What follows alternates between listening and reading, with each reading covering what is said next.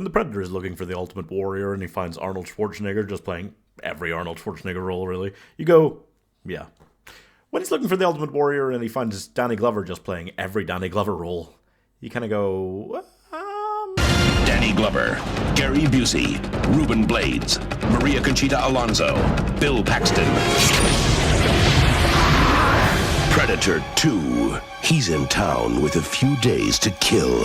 A film showing a dystopian, mildly dystopian Los Angeles where Jamaicans, Colombians, and Mexicans, basically just not white guys, are just tearing the streets apart at all costs, feels incredibly right-wing. And yet a world where everybody has guns and yet there's more gun violence than ever feels incredibly left-wing.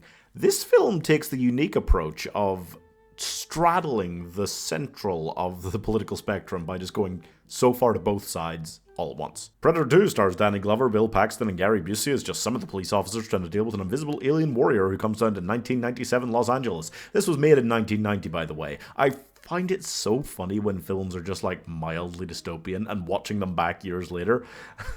you silly goofs. It was just the white guys that are tearing apart the streets of Los Angeles. It's not every other color. Anyway, so there's all these gangs floating around fighting just on the streets, destroying everything in the city, and for some reason martial law hasn't been declared, but that whatever. And Danny Glover is a police officer just trying to navigate his way through it, who suddenly realizes that there is an invisible warrior taking down gang members all over the show. I mean, he kills a few cops, but honestly, with the number of gang members he takes down, you gotta say, he probably does leave the streets cleaner than he found them. This film is such a baffling fever dream. I mean, taking advantage of the booming action cop genre, bringing in Gary Busey to cover when Arnold said he didn't want to come back for the sequel, the intense levels of overacting in almost every scene, it's honestly a challenge to figure out whether I kind of weirdly love what's going on here or just straight up do not like it. Like the spectrum of how I feel about this film has changed vastly over the years. Currently, I'm feeling kind of like there is definitely something here, but mostly in the idea of this kind of like crazed, slightly dystopian Los Angeles cop action movie thing. Shoving the Predator in there actually makes it feel like, oh, they're kind of veering off to the side here, and these two things don't really feel like they mesh all that well together. Yeah. And then you have other things, like moments when when King Willie, the voodoo priest boss of the Los Angeles Jamaican posse, does his like voodoo magic and appears to be actually psychic, and then a Predator crashes down, and it's such an incredible entrance. It's like in this like waterlogged street, this back alley, Predator crashes down into this puddle, stomps towards him in the water, and then just takes him out, and he's just screaming, and he's still screaming like as it switches from him being killed to his severed head, which is still screaming as the Predator walks away holding it.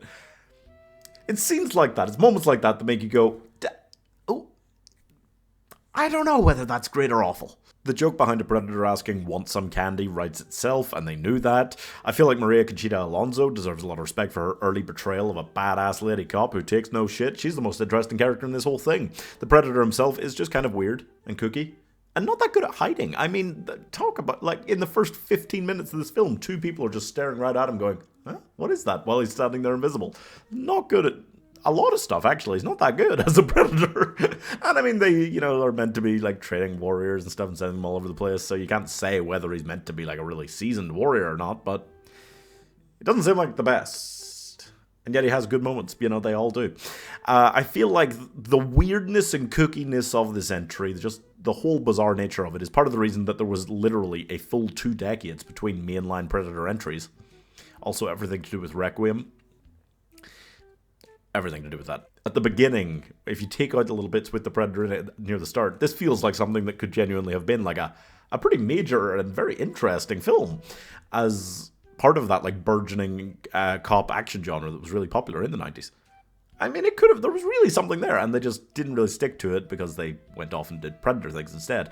And while I don't hate either of the aspects, I just feel like this, like I can directly compare this to a lot of other films in the series and kind of probably prefer them. You know, this isn't on the level of like even Predators for me. It's not on the level of Prey. It's not on the level of like, I mean, if you're including the whole franchise, it's not even on the level of like Alien 3. No, that's a lie. It is better than Alien 3. That is, no, yeah, that's bad.